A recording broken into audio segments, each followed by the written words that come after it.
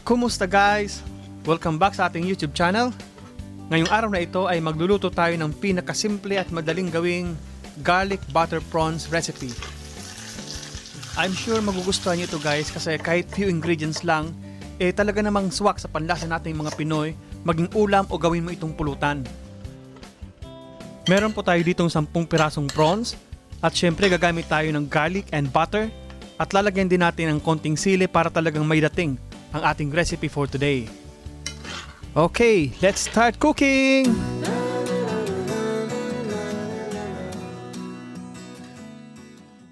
Pero bago tayo magluto guys, don't forget na pinutin po muna ang subscribe button at ang notification bell sa tabi nito para ma-update po kayo sa mga susunod naming videos. Mag-prepare na tayo ng crushed garlic, onion, at ang ating spring onion, at maghiwa din tayo ng sili. Ayan guys, linisan na natin yung ating prawns. Tanggalin natin yung balat nito at yung dumi na nasa likod. So gamit lang tayo dito guys ng tinidor at sungkitin natin yung black na nasa likod ng ating prawn. So hiwaan natin yung likod.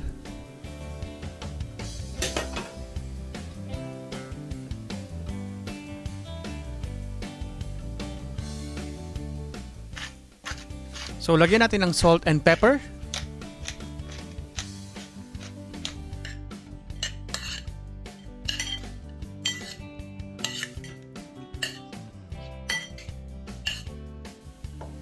Okay, kuha tayo ng konting butter at ilagay natin sa mainit na pan.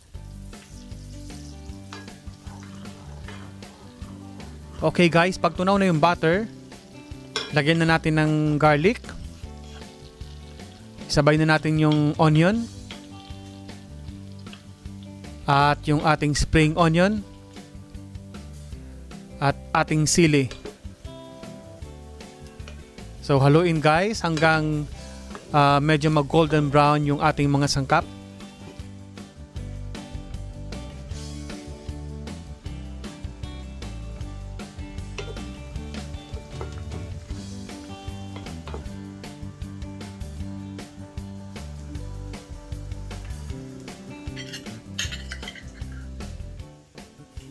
Okay guys, ilagay na natin ang prawns.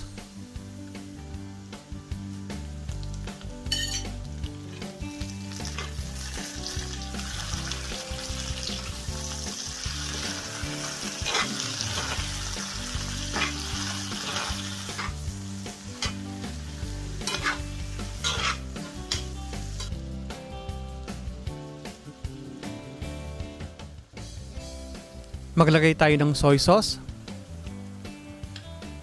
At yung natira nating spring onion. At lagyan din natin ng chili flakes. At haluin natin guys.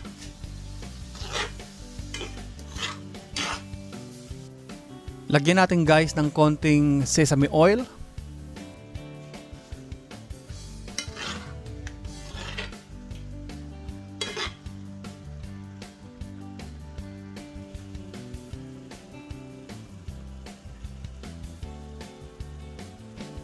Ayan guys, luto na ang ating garlic butter prawns.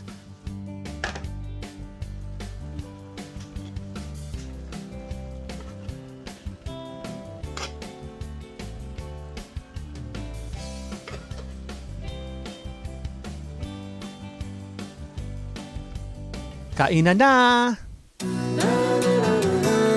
Sana po ay nagustuhan nyo ang ating recipe for today. Don't forget to like, share, and subscribe to this channel. Thank you for watching!